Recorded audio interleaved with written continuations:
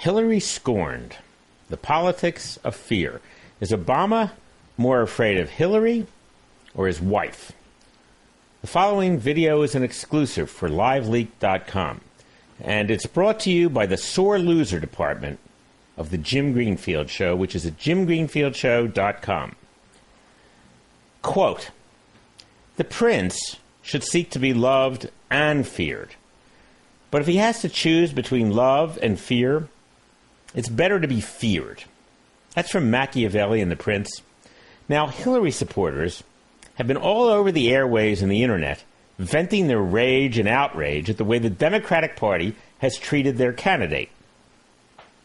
Their righteous indignation is expressed in resentful feminist terminology about how Hillary was cast aside by sexism, as the party chose a less qualified black man over a more qualified woman. Now, these old gals thought that their day had finally arrived, and they're furious that Hillary has been treated so badly and cast aside. Meanwhile, Rush Limbaugh and other conservatives watch gleefully from the sidelines as the identity-based race-gender politics favored by Democrats plays itself out to its self-destructive, logical conclusion. What is really going on here? What is really going on is that Hillary is manipulating the feminist movement in order to fire a shot across the bow of the Obama campaign. The message to Obama: either put Hillary on the ticket as VP or you lose in November. All this feminist rhetoric about how the obvious choice for the nomination was cast aside in favor of a less qualified man is, of course, totally inauthentic and bogus. Everything that this cunning Hillary Clinton does is coldly calculated to achieve a single goal. This woman hasn't had a spontaneous moment in public in 20 years. The truth is that Obama's rise and Hillary's demise has nothing to do with sexism. What happened is very simple. The voters liked Obama better. And why the hell shouldn't they? Hillary's a nasty, power-hungry witch, and Obama is a likable, pleasant, eloquent young man who knows how to sway the masses with lofty, euphonious speeches that are completely meaningless. So, a majority of the voters chose him, and therefore he wins. This is called democracy. Now, Hillary is manipulating feminist irrationality. She's exploiting her hormone-driven, enraged feminist followers into a fighting force which can't win an election, but which can cost Obama an election. Is it really a surprise to anyone that these feminists could become so irate, screaming their charges of sexism merely because their girl lost? Obama won fair and square, but don't tell that to these angry women. Hell hath no fury like a feminist scorn. But, the fact that the paranoid fury over feminist followers is unreasoning doesn't mean Hillary can't exploit it to fuel her unbounded drive for power. Her followers can threaten revenge by not voting in November, or even maybe voting for McCain. Feminists are an important Democratic constituency, along with all the other disgruntled losers who make up the base of the Democratic Party. And if they stay home, Obama loses.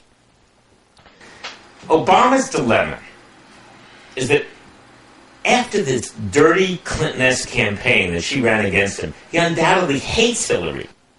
Even more significant, Obama's dominatrix wife, Michelle, she hates Hillary. Now, Michelle Obama certainly doesn't need competition from another dominatrix.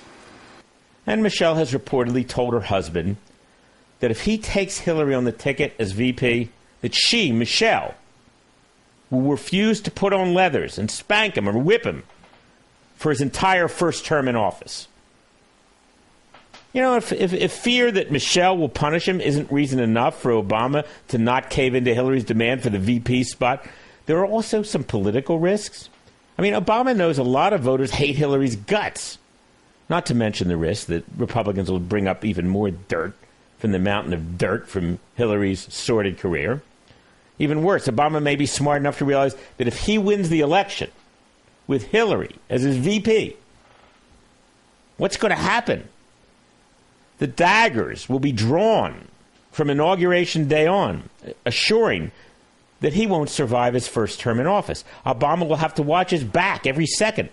You know, even the usually mealy-mouthed moderate David Gergen said, with uncharacteristic poignancy, that if Hillary is VP, Obama will have to hire a food taster.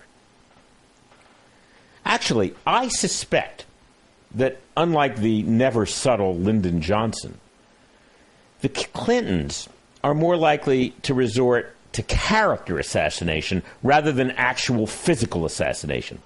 But one way or another, by hook or by crook, this vicious, megalomaniacal feminist witch will await her opportunity to destroy Obama and bring him down.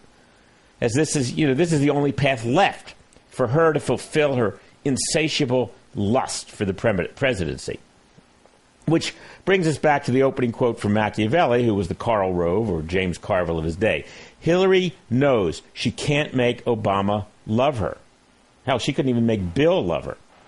But she can make Obama fear her. Her strategy forced him to put her on the ticket out of fear of losing if he fails to do so. And the only question to which we don't yet know the answer: which powerful female is Obama more scared of? His domineering wife or his domineering enemy? Now, given that McCain is, likely to run at best a barely competent campaign and in what should be an overwhelmingly Democratic year anyway, McCain's best hope for victory is that Obama is more afraid of his wife and refuses to put Hillary on the ticket. Hillary then retaliates by leading her legions of irate feminists in open revolt against the party's candidate, and thereby throws the election to McCain in the hopes that if she destroys Obama, she can rise from the ashes and live to fight another day, in 2012. Of course, Hillary's delusional. Such a strategy is doomed because Democratic voters won't forgive her in 2012 if she keeps their boy from winning in 2008. But, she might sabotage Obama anyway. Desperate housewives do desperate things. One last thought. As Americans head into the election this fall, if Obama wins, has it occurred to you that after he serves his 8 years, Michelle's going to want her turn as president? Oh, my God, here we go again. Serving all of humanity, but mainly serving myself. This is Jim Greenfield. For more brilliant satire, go to jimgreenfieldshow.com. And if you don't think it's brilliant, I got some funnier stuff on the website.